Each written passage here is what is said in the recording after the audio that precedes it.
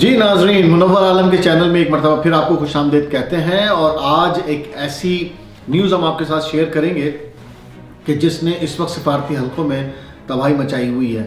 امریکی صدر Donald Trump اور یوکرین کے صدر زیلنسکی کے درمیان ایک ایسی تلخ کلامی ہوئی ہے جو اس سے قبل سفارتی حلقوں میں یا ملکوں کے درمیان تعلقات میں کبھی کسی نے نہیں دیکھی، اور انتہائی ایسا لگ رہا ہے کہ بہت ہی کوئی نچلی سطح پر یہ جنگ ہوئی ہے الفاظ کی، اور لوگ دیکھ رہے ہیں حیران سے، پوری دنیا اس کو حیرانی سے دیکھ رہی ہے کہ عالمی طاقت اور ایک یوکرین کا صدر کس طرح آپس میں گفتگو کر رہے ہیں۔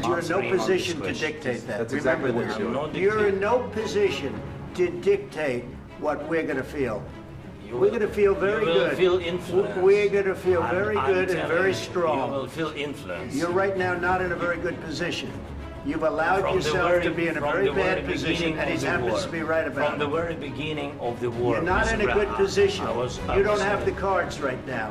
With us, you start having cards. Right now, you don't. You're playing cards. You're playing cards. You're gambling with the lives of millions of people. You're gambling with World War III. You're gambling with World War III. مسئلہ کیا ہے؟ مسئلہ یہ ہے کہ روس نے 2022 میں یوکرین پر حملہ کیا۔ حملے کی کوئی خاص وجہ تو نہیں ہے کہ حملہ کیوں کیا روس نے، اور ان کا کہنا یہ تھا کہ ایک ہفتے میں یہ ہم جنگ ختم کر لیں گے۔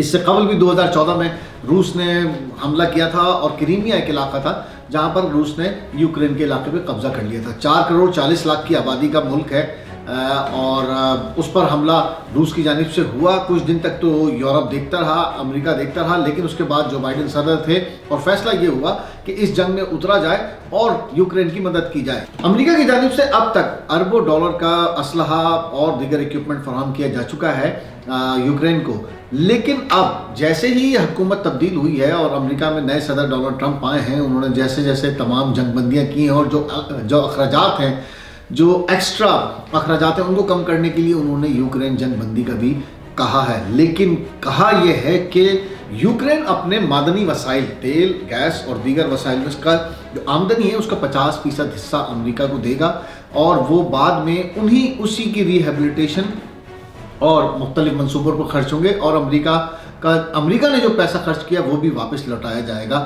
اس معاہدے کے لیے بلایا گیا تھا یوکرینی صدر کو، اور بڑی تلخ کلامی ہوئی، اور پھر بغیر کسی معاہدے کے یوکرینی صدر چلے گئے، اور یہ معاہدہ نہیں ہو سکا، اور یہ تلخ کلامی بھی باہر آ گئی۔ لوگوں نے اس کو حیرانگی سے دیکھا، لیکن زیلنسکی نے یہ کیوں کیا؟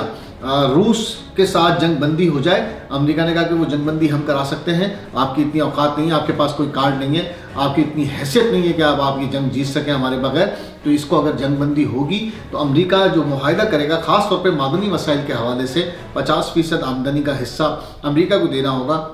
یہ معاہدہ تیار ہو رہا تھا جو نہیں ہو سکا، اور زیلنسکی چلے گئے، لیکن زیلنسکی اکیلے نہیں ہیں۔ انتہائی اہم پیش شرط یہ ہوئی ہے کہ 18 یورپی ممالک، کیونکہ یورپ کو خوف ہے کہ روس جو ہے وہ یوکرین کے بعد آگے کی جانب بڑھے گا، اور اسی وجہ سے نیٹو فورسز ایکٹیو ہوئی تھیں اور امریکہ ان کے ساتھ ایکٹیو ہوا تھا۔ اب کینیڈین وزیر اعظم جسٹن ٹروڈو بھی پہنچ گئے، اور 18 ممالک نے زیلنسکی کے ساتھ اظہار یکجہتی کیا ہے، اور ان کے ساتھ کہا کہ ہم کھڑے میں ہیں، لیکن اس کے باوجود چند شرائط میں نرمی کے بعد زیلنسکی اب اس بات پر راضی ہیں کہ معاہدہ ہو جائے، جنگ بندی ہو جائے، اور امریکہ کے ساتھ جو معدنی وسائل کے حوالے سے معاہدہ ہے جو ٹرمپ چاہتے ہیں وہ معاہدہ بھی ہو جائے۔ یہ ساری تو صورتحال ہے، لیکن اس میں دلچسپ بات یہ ہے کہ یہ صورتحال پہلی مرتبہ کسی ملک کو پیش نہیں آئی امریکہ کے ساتھ۔ یاد کریں سال 1999 پاکستان اور میاں نواز شریف کو بل کلنٹن نے بلایا۔ کیوں بلایا تھا؟ کیونکہ پاکستان نے کارگل ایک جگہ تھی کشمیر جہاں پر پاکستانی فورسز نے قبضہ کر لیا تھا، اور جنگ شروع ہو گئی تھی پاکستان اور ہندوستان کے درمیان، اور وہ چند دن ہی ہوئے تھے کہ امریکی صدر نے اس میں مداخلت کی۔ اس وقت بل کلنٹن صدر تھے، اور انہوں نے میاں نواز شریف جو کہ 20 کروڑ عوام کا ملک تھا، اور اس وقت پاکستان جو ہے وہ ایٹمی طاقت بن چکا تھا، اور 4 جولائی 1999 کو میاں نواز شریف امریکہ آتے ہیں۔ کلنٹن اسی طرح کی گفتگو کرتے ہیں، وہ ساری کلپس موجود ہیں، وہ ساری ویڈیوز موجود ہیں، آپ اسکرین پہ دیکھ بھی رہے ہوں گے کہ امریکی صدر اور میاں نواز شریف کے درمیان ملاقات ہوتی ہے، دھمکایا جاتا ہے پاکستان کو، اسی طرح کی ذلت کا سامنا تھا، لیکن کوئی ریزسٹنس سامنے نہیں آتی اس منتخب وزیر اعظم اس وقت کے میاں نواز شریف کی جانب سے. فوری طور پر جو ہے وہ حامی بھر لی جاتی ہے, تمام مطالبات امریکہ کے تسلیم کر لیے جاتے ہیں. پاکستان کو کارگل میں اور کشمیر میں شکست ہوتی ہے, پاکستان کارگل بھی کھو دیتا ہے, کشمیر بھی کھو دیتا ہے. میاں نواز شریف یہ معاہدہ کر کے واپس آ جاتے ہیں بڑے دھڑلے کے ساتھ, کسی قسم کی کوئی شرم محسوس نہیں کرتے, کسی قسم کی ان کو یہ شرم محسوس نہیں ہوتی کہ میں 20 کروڑ عوام کا نمائندہ تھا, میں وہاں جا کے کچھ ریزسٹ کرتا, جیسے کہ زیلنسکی نے کیا اور بہت کچھ بولا. لیکن میاں نواز شریف کے جیسچر سے آپ دیکھتے 1999 میں کہ کس طرح گردن جھکا کے وہ تمام مطالبات امریکہ کے تسلیم کر کے اور واپس آ گئے. پاکستان نہ صرف وہ کارگل کی جنگ ہارا, کشمیر بھی ہاتھ سے گیا اور یہ فیصلہ ہوا.